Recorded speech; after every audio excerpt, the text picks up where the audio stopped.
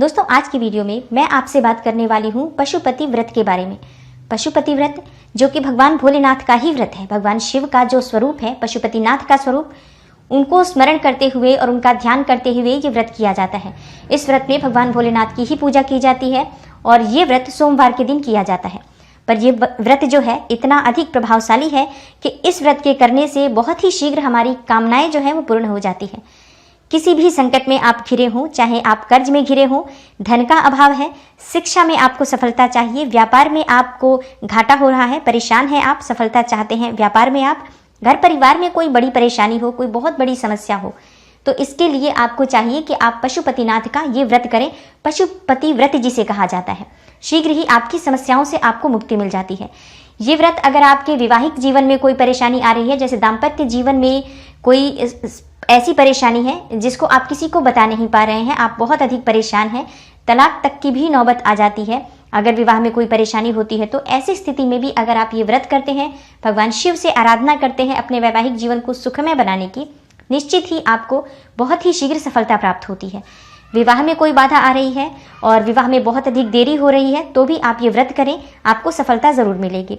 संतान प्राप्ति में कोई बाधा है या फिर आप किसी भी ऐसी कामना से भगवान शिव की आराधना करना चाहते हैं और चाहते हैं कि बहुत ही शीघ्र आपको इसका फल प्राप्त हो, तो आपको पशुपति व्रत करना चाहिए। पशुपति व्रत करने से बहुत ही शीघ्र कामना पूर्ण हो जाती है। तो इस व्रत के नियम क्या है, व्रत हमें कब से शुरू करना चाहिए, कितने व्रत करने चाहिए, पूजा विधि क्या है, उद्यापन कब और कैसे करें, सभी बातें मैं आपको आज की इस वीडियो में शेयर करने वाली हूं। तो वीडियो को पूरा ज़रूर देखें और अगर आपको आज की वीडियो अच्छी लगे तो प्लीज़ इसे लाइक कर दीजिए और ज़्यादा से ज़्यादा इस वीडियो को शेयर कीजिए। बात करें पशुपति व्रत के बारे में, तो जैसे मैंने पहले बताया, ये व्रत सोमवार के दिन होता है। जैसे हम सोमवार का व्रत करते हैं और प्रदोष का व्रत करते हैं, त्रयोदशी का व्रत करते हैं, जो कि भगवान भोलेनाथ की कृपा पाने के लिए ही किए जाते हैं, तो ये व्रत भी उस तरह का ही एक व्रत है जिसमें बहुत ही शीघ्र कामना पूर्ण हो जाती है। तो माना जाता है कि इस व्रत को करने से हर प्रकार की समस्या से मुक्ति मिल जाती है। अगर आप किसी ऐसे घोर संकट से घिरे हुए हों जिससे कि आपको निकलने का रास्ता नहीं दिख रहा है, आप बहुत अधिक अंधेरा महसूस कर रहे हैं, असुरक्षित महसूस कर रहे हैं, आपको लग रहा है कि आप बहुत अधिक मानसिक रूप से परेशान हैं और अपनी परेशानी आप किसी को भी नहीं बता पा रहे हैं, तो आपको पशुपति का व्रत जरूर करना चाहिए। इस व्रत को करने से हर प्रकार के संकटों से मुक्ति मिल जाती है। तो घोर संकटों से मुक्ति दिलाने वाला है ये व्रत और बहुत अधिक प्रभावशाली है। तो कब से शुरू करना चाहिए, इसमें ऐसा कोई विधान बिल्कुल नहीं बताया गया है कि आप इस व्रत को इस महीने से शुरू करें या उस महीने से ना करें, या फिर आप शुक्ल पक्ष से करें या कृष्ण पक्ष से करें, क्योंकि ये व्रत इतना अधिक प्रभावशाली है और जैसा कि मैंने शुरू में ही बताया, घोर संकटों से मुक्ति दिलाने वाला है। तो ऐसा तो नहीं है ना कि विपत्ति जब भी आएगी हमें पक्ष देखकर आएगी या महीना देखकर आएगी, तो हम उस हिसाब से उस व्रत को करें कि अभी मुसीबत आई है और फिर 6 महीने बाद जब समय आएगा तब हम भोलेनाथ की आराधना करेंगे। ऐसा नहीं है। भोलेनाथ का ही एकमात्र ऐसा मंदिर है जो कि 24 घंटे खुला रहता है, कभी भी उसके पट बंद नहीं होते हैं और 24 घंटे भगवान भोलेनाथ की आराधना की जा सकती है, पूजा की जा सकती है। तो इसी तरह से ये व्रत है, आप किसी भी महीने के किसी भी पक्ष से इस व्रत को शुरू कर सकते हैं। सोमवार का दिन होना चाहिए और जब भी आपको लगता है कि मैं बहुत अधिक परेशान हूँ, आप इस व्रत की शुरुआत सोमवार से कर दें। वो चाहे कृष्ण पक्ष हो, शुक्ल पक्ष हो या कोई भी महीना हो, इससे कोई फर्क नहीं पड़ता। इस व्रत में ऐसा कोई विधान नहीं बताया गया है। अब बात करते हैं कि कितने व्रत करने चाहिए। तो देखिए, जैसा कि इस व्रत का नियम है, सिर्फ 5 व्रत करिए और आपकी कामना पूर्ण हो जाती है। 5 व्रत, क्योंकि ये व्रत इतना अधिक प्रभावशाली है, 5 व्रत में ही समस्याएं समाप्त हो जाती हैं। तो इस व्रत के नियम क्या है ये जान लेते हैं, क्योंकि इतना प्रभावशाली जब ये व्रत है तो इसके नियम और पूजा विधि को ध्यान से पालन करना बहुत आवश्यक है। जिस दिन आपको ये व्रत करना हो, जैसे आपने आज सुनिश्चित किया कि आप इस सोमवार से ये व्रत करना चाहते हैं, आपकी ये परेशानी है, इस परेशानी से आपको मुक्ति चाहिए, तो भगवान भोलेनाथ की शरण में आपको जाना है समर्पित भाव से। आप भूल जाइए कि आपके आसपास कोई भी ऐसा है जो आपकी मदद कर सकता है। तो आप पूरी तरह से सिर्फ भगवान भोलेनाथ को ही समर्पित होकर ये व्रत करेंगे कि अब आपके अलावा कोई नहीं है। जब इस तरह से आप व्रत करेंगे, पूरी तरह से भगवान पर ही आपको डिपेंड हो जाना है कि आप ही अब मेरी मदद करेंगे, इस समस्या से मुझे बाहर निकालेंगे। मन में इस संकल्प के साथ आप इस व्रत को शुरुआत करेंगे। तो सुबह जल्दी उठें सोमवार के दिन और स्नान इत्यादि कर लें, साफ स्वच्छ वस्त्र धारण कर लें। वस्त्र का ध्यान सिर्फ इतना रखता है कि आपको काले वस्त्र धारण ना करने पड़े, तो बहुत अच्छा रहता है कि आप सफ़ेद वस्त्र धारण करके पूजा करें अगर पुरुष है तो, और महिलाएं हैं तो कोई भी दूसरे रंग पहन लें, लेकिन काले और नीले रंग ना पहने, कोई भी हल्का रंग आप पहन के भगवान शिव की आराधना करें। तो बहुत ही शीघ्र आपकी कामना पूर्ण होती है। अब आपको स्नान इत्यादि करने के बाद सबसे पहले अपने घर में सूर्यदेव को जल देना है और जो नित्य की पूजा आप करते हैं वो आप कर लीजिए। उसके बाद आपको शिवालय जाना है, भगवान शिव के मंदिर जाना है जहाँ पर शिव और उनका पूरा परिवार एक साथ रहता है। ऐसे किसी मंदिर में जाएं जहाँ शिवलिंग हो और शिवलिंग के साथ ही भगवान भोलेनाथ का जो पूरा परिवार होता है वो सब हो, वहाँ पर आपको जाना है। पूजा में आपको सामग्री क्या चाहिए होती है? भगवान भोलेनाथ को जो प्रिय वस्तुएं हैं हम सब जानते हैं, भांग धतूरा बिल्वपत्र चाहिए, पंचामृत जरूर चाहिए भगवान भोलेनाथ के अभिषेक के लिए, जो कि दूध दही घी शहद शक्कर मिलाकर बनता है। गंगाजल होना चाहिए पूजा में, और जितनी भी सामग्री भगवान भोलेनाथ को प्रिय है वो सभी सामग्रियां आप उपलब्ध कर पाएं तो बहुत अच्छी बात है। नहीं तो जो भी सामग्री आपके पास उपलब्ध है लेकर आप उसे भोलेनाथ के मंदिर चले जाएं। जाकर आप अभिषेक करें, भगवान भोलेनाथ की पूजा करें। वहां बैठकर आप भगवान शिव के मंत्र का जाप कर सकते हैं, ओम नमः शिवाय नमः शिवाय। इस तरह से थोड़े समय बैठकर आप मंत्र जप करें। मंदिर में पूजा का, मंदिर में मंत्र जाप का फल बहुत अधिक प्राप्त होता है, इसलिए मंदिर में ही पूजा करना है। आपके घर में शिवलिंग है, बेशक आप कर सकते हैं, लेकिन फिर भी आपको मंदिर जरूर जाना है, क्योंकि जैसा मैंने पहले भी वीडियो में बताया हुआ है कि अगर आप लोग घर में पूजा करते हैं और मंदिर में पूजा करते हैं, इस दोनों पूजा में बहुत फर्क होता है और आप महसूस भी करेंगे। मंदिर जाकर बहुत अच्छा लगता है, बहुत सुकून महसूस होता है, तो वहाँ की पूजा का फल भी हमें कई गुना प्राप्त होता है। 5 ही सोमवार आपको व्रत करना है, जैसा कि आप जानते ही हैं, बहुत शीघ्र कामना पूर्ण होने वाली है। तो आपको मंदिर जाना होगा और मंदिर में ही भोलेनाथ की पूजा करनी होगी। दिन भर आपको व्रत रहना है। आप फलाहार व्रत कर सकते हैं, जैसे कि आप फल वगैरह ले सकते हैं पूजा से लौटने के बाद। जब पूजा करके आएँ उसके बाद आप घर में फल वगैरह ले सकते हैं, इससे पहले आप कुछ भी ना ग्रहण करें। घर में आकर फलाहार करें, पूरे दिन व्रत रहना है और शाम की पूजा फिर आपको करनी है। तो शाम की पूजा प्रदोष काल में होती है, जैसे हम सोमवार के व्रत में करते हैं शाम की पूजा प्रदोष काल में, या फिर जो त्रयोदशी का व्रत होता है, प्रदोष का व्रत होता है, उसमें भी पूजा प्रदोष काल में ही होती है। तो शिव जी की पूजा का प्रदोष काल में ही विधान है। ऐसा माना जाता है कि भगवान शिव प्रदोष काल के समय में शिवलिंग में स्वयं विराजित होते हैं, इसलिए प्रदोष काल में जब भगवान शिव की पूजा की जाती है तो उसका फल हमें बहुत अधिक प्राप्त होता है और हमारी कामना बहुत शीघ्र पूर्ण हो जाती है। तो आपको प्रदोष काल में क्या करना है, जो थाली आप सुबह लेकर गए थे उसी थाली में आपको 6 दिए लगाने हैं। मिट्टी के दिए ले सकते हैं आप, उसमें घी डालकर और बत्ती लगाकर आपको लेकर जाना है। मिट्टी के दिए नहीं है तो आप आटे के दिए भी बना सकते हैं और उसे ले जाकर आपको उसी थाली में रखना है। प्रसाद बनाना है भगवान भोलेनाथ के लिए, जो कि कोई भी मीठी चीज़ आप बना सकते हैं। चूरमा बना सकते हैं, जो कि आटे की पंजीरी होती है वो बना सकते हैं। खीर बना सकते हैं, चाहे तो चावल की, साबूदाने की, मखाने की, कोई सी भी खीर बना लें। मतलब कोई भी मीठी सामग्री लेकर आपको भगवान भोलेनाथ के मंदिर जाना है। तो शाम को आप स्नान करके और साफ स्वच्छ वस्त्र धारण करके ही मंदिर जाएंगे, ये सभी सामग्री लेकर।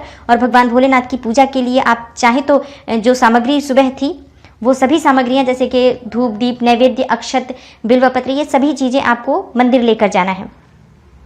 शाम के समय फिर आपको पूजा करनी है, अभिषेक करना है, और चाहे तो पंचामृत से फिर से अभिषेक कर सकते हैं, नहीं तो गंगा जल से।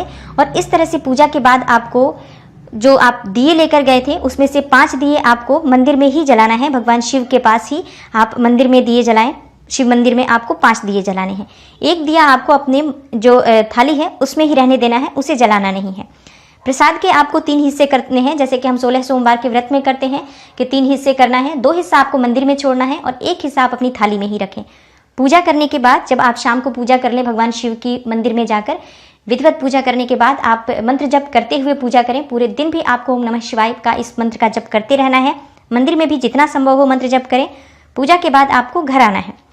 घर जब आप लौट कर आते हैं तो जो दिया आपने थाली में ले रखा है वो दिया आपको अपने घर के मुख्य द्वार पर जलाना है। कैसे जलाना है, जब आप घर में आते हैं और घर का जो एंट्री होती है आपकी, तो वहाँ से जो आपका दाहिना हाथ है, घर में घुसते हुए आपका जो दाहिना हाथ पड़ता है जिस तरफ, उस तरफ आपको वो दिया जलाना है। द्वार के बाहर, मुख्य द्वार के बाहर वो दिया जला देना है और फिर आपको घर के अंदर आ जाना है। घर में आकर आप वो प्रसाद जो आप लेकर आए हैं उसे आपको लेना है। चाहे तो इसी प्रसाद के साथ आप मीठा भोजन भी ग्रहण कर सकते हैं। कुछ भी खाना जो सात्विक बना हो वो आप ले सकते हैं। नमक नहीं लेना है, इस बात का आपको ध्यान रखना है। बिना नमक का मीठा भोजन आप उस प्रसाद के साथ ही खा सकते हैं, नहीं तो सिर्फ प्रसाद खाकर अगर रहना चाहते हैं तो ये भी कर सकते हैं। जिस भी तरह से आपको करना है, ये 5 सोमवार के ये नियम है। मतलब हर सोमवार का जो नियम होगा पूजा का यही होगा। इसी विधि से आपको सुबह उठ के पूजा करनी है, शाम को पूजा करनी है। दिए इसी तरह से आपको लेकर जाने हैं और ऐसे ही हर सोमवार को आपको 1 दिया वापस लाना है जो अपने घर के बाहर जलाना है। 5वें व्रत के दिन इसका उद्यापन होता है। तो उद्यापन की विधि क्या है? जब आप 4 व्रत कर लेते हैं तो 5वें व्रत के दिन यानी 5वें सोमवार के दिन फिर आप सुबह मंदिर जाएंगे, पूजा विधि आपकी वही होगी, शाम की भी पूजा विधि आपकी वही रखनी है। शाम को थाली में पूजा सामग्री भी आपकी सेम होगी, जैसे कि धूप, दीप, नैवेद्य, बिल्वपत्र, ये सब चीज़ें जो भगवान शिव को प्रिय हैं आप ज़रूर उपलब्ध कराएं। हर चीज़ कोशिश करें चढ़ाने की, क्योंकि भगवान शिव की पूजा में जो पूजा सामग्री होती है उसका बहुत अधिक महत्व होता है। सभी संकटों को हर लेती है वो पूजा सामग्री जो हम भगवान शिव को अर्पित करते हैं। भांग, धतूरा, बिल्वपत्र, ये हमारी समस्याओं को समाप्त करने के लिए ही होता है। तो प्रयास करें कि आप सभी सामग्रियां उपलब्ध हो, और ना हो एकाध तो आप मानसिक रूप से उसे अर्पित करें भगवान भोलेनाथ की पूजा में।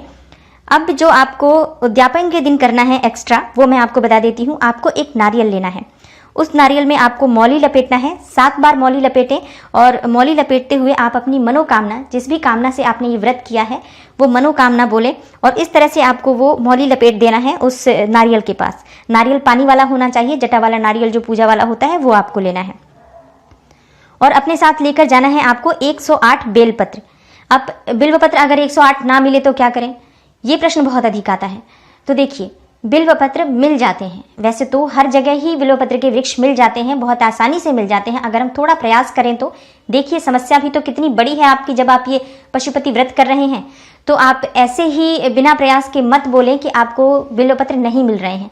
प्रयास कीजिए कि आपको बिल्वपत्र मिल जाए। कई बार आप जैसे फूल जहाँ से लेते हैं उस फूल वाले को बोल देंगे तो वही बिल्वपत्र उपलब्ध करा देते हैं और आप उनसे बिल्वपत्र ले सकते हैं। तो पहले आप प्रयास करें कि आपको बिल्वपत्र ना मिले, बिल्वपत्र मिल जाए, और मिल जाए तो आप उसे भगवान भोलेनाथ को अर्पित करें। कम संख्या में अगर मिल जाता है, जितना संख्या में मिल जाए उतना आप लें, और उसके बाद आप 108 संख्या पूरा करना चाहते हैं तो आप उसे धो लें। जैसे बिल्वपत्र ऐसा होता है कि हम चढ़ाने के बाद दोबारा उतार कर भी उसे धोकर चढ़ा सकते हैं। तो बिल्वपत्र आपको लेना है, आप भगवान भोलेनाथ को अर्पित करना है एक एक बिल्वपत्र आपको। शाम को मंदिर जाएं, वही 5-6 दिए आपको लेकर जाने हैं, 5 दिए वहां जला दें, और उसके बाद वो नारियल मौली लपेट कर भगवान शिव के मंदिर में ही रखना है आपको। तो शिवलिंग के ऊपर नहीं चढ़ाया जाता है नारियल कभी भी, आप साइड में रख दें, जो बेदी होती है बनी हुई वहां पर रख दें। बिल्वपत्र आपको एक एक बिल्वपत्र उठाना है, साफ धुला हुआ बिल्वपत्र होना चाहिए, और उस बिल्वपत्र को आपको शिवलिंग पर अर्पित करना है। अगर आपके पास समय हो, संभव हो आपसे, तो सब पर ओम नमः शिवाय लिख दें, तब तो सर्वश्रेष्ठ है। पर अगर नहीं कर पाते हैं तो ऐसे ही ओम नमः शिवाय बोलते हुए आप भगवान शिव के मंदिर में शिवलिंग पर इसे अर्पित करें। आपकी जो भी कामना है मन में भगवान शिव को स्मरण करते हुए बोलते हुए। इस तरह से आपको 5वें सोमवार के दिन पूजा करनी है, और ये सभी चीज़ें भगवान शिव को अर्पित करनी है। छठा दिया और एक हिस्से का प्रसाद आपको लेकर घर आना है, और उसी तरह से आपको अपने मुख्य द्वार पर बाहर वो दिया जला देना है जैसे हर बार जलाते हैं, और प्रसाद का एक हिस्सा आपको घर में आकर खा लेना है। आज भी आपको नमक नहीं खाना है, इस बात का आपको ध्यान रखना है। आज भी आपको मीठा भोजन ही लेना है। तो आप इस व्रत को 5 सोमवार करें इसी तरह से। और आपको जो उद्यापन कर रहे हैं उस दिन आपको घर से लेकर जाना है मंदिर में। जब आप सामग्री लेके जा रहे हैं तो उसी के साथ आपको कुछ दान की सामग्री भी लेकर जानी है, जैसे कि दाल ले सकते हैं, चावल, आटा, सब्जियां, फल, दक्षिणा। ये जैसे एक आदमी के खाने की सामग्री आप कुछ अंदाजे से, या आपकी जैसी शक्ति हो, जैसी सामर्थ्य हो, उस हिसाब से आप दान की सामग्री निकाल लें। आप चाहे तो वस्त्र इत्यादि भी दे सकते हैं, कुछ भी जो आप दान करना चाहते हैं आज आप दान कर सकते हैं। दूध भी ले सकते हैं, कच्चा दूध का पैकेट ले लें। तो इस तरह से जो भी सामग्री आप दान करना चाहते हैं मंदिर में ले जाकर ये सामग्री आप वहाँ के पुजारी को दे दें। ये बहुत ज़रूरी है दक्षिणा निकालना। तो ये आपको 5 सोमवार तक इस तरह से व्रत करना है, और 5वें सोमवार को इस विधि से ही उद्यापन करना है। अब ये व्रत इतना अधिक प्रभावशाली है कि इस व्रत को करने से सभी कामनाएं पूर्ण हो जाती हैं। ऐसे में प्रश्न ये उठता है कि अगर स्त्रियां इस व्रत को कर रही हैं तो वो किस तरह से करें, क्योंकि अगर इस बीच में उनकी जो पीरियड्स आ जाते हैं तो उस समय में व्रत को कैसे कंटिन्यू कर सकते हैं। तो देखिए, इस व्रत को कोई भी कर सकता है, स्त्री पुरुष, लड़के लड़कियां सभी कर सकते हैं। लेकिन जो महिलाओं का एक समय होता है जिस समय में वो नहीं कर पाती हैं व्रत, तो ऐसे में भी आपको व्रत करना है। व्रत खंडित हो जाएगा अगर आप व्रत छोड़ेंगे तो व्रत आपको करना है। पूजा आप स्वयं नहीं कर सकते हैं, लेकिन अगर घर में कोई व्यक्ति है जो आपके बदले पूजा कर सकता है तो आप उससे पूजा करवा लें। जैसे अगर आपके हस्बैंड हैं तो आप उनसे पूजा करवा सकती हैं, अपनी माँ से या सास से, जो भी घर में अगर कोई पूजा करने वाला ऐसा व्यक्ति है जो आपके बदले पूजा कर दे मंदिर जाकर, तो आप पूजा करवा लें। अब अगर कोई पूजा करने वाला नहीं है तो आप पूजा नहीं करेंगी, लेकिन व्रत जरूर आपको करना है, नहीं तो व्रत खंडित होगा। तो पूजा नहीं करें, मानसिक रूप से आप भगवान की आराधना करते रहें और ध्यान करते रहें और ये व्रत रखें। और अब आपको व्रत करना है 6, क्योंकि अब आपका एक व्रत ऐसा हो गया जिसमें आपने बिल्कुल भी पूजा नहीं की। अगर कोई आपके बदले पूजा कर देता है तो आपका ये व्रत माना जाएगा, लेकिन अगर आप कोई भी व्रत के दिन पूजा करने वाला नहीं है तो ये व्रत माना नहीं जाएगा, काउंट नहीं किया जाएगा। तो आप इस व्रत को काउंट ना करें, आप एक व्रत और कर लें और 6 व्रत कर लें आप, और फिर अगले व्रत के दिन आप जो पूजा कर सकती हैं जिस तरह से, उस तरह से आप पूजा आराधना करें। भगवान की पूजा में आप प्रार्थना कर लें, अपनी क्षमा प्रार्थना कर लें, तो बहुत ही शीघ्र जो भी हमारी गलतियां होती हैं भगवान भोलेनाथ क्षमा कर देते हैं, क्योंकि भगवान है वो और हमसे गलतियां होती हैं, हम मनुष्य हैं तो गलतियों से ही बने हुए हैं, तो हमारी गलतियां भगवान बहुत ही शीघ्र क्षमा कर देते हैं। आप प्रार्थना करें, पूजा करें इस तरह से। और इस व्रत को करने में सिर्फ एक ही चीज़ का आपको ध्यान रखना है कि आप पूरी तरह से समर्पित भाव से, मतलब भगवान ही एकमात्र सहारा है, ऐसे भावना के साथ आपको ये व्रत करना है, तो आपकी हर कामना निश्चित ही पूर्ण होती है। तो उम्मीद करती हूँ पशुपति व्रत से जुड़ी हुई ये विशेष और महत्वपूर्ण जानकारी आपको ज़रूर अच्छी लगेगी। वीडियो आपके लिए अच्छी हो, आपको हेल्पफुल हो ये थोड़ी सी भी आपके लिए, तो इसे लाइक कर दीजिए और ज़्यादा से ज़्यादा इस वीडियो को शेयर कीजिए। अगर आपको ये वीडियो अच्छी लगती है और आप पहली बार मेरे चैनल पर आए हैं तो चैनल को सब्सक्राइब कर लीजिए, बेल बटन को जरूर प्रेस कर लीजिए। इससे ये होगा कि इस तरह की सभी वीडियोज़ की नोटिफिकेशन आपको सबसे पहले मिलेगी। मैं मिलती हूँ आपसे अगली वीडियो में, तब तक के लिए नमस्कार।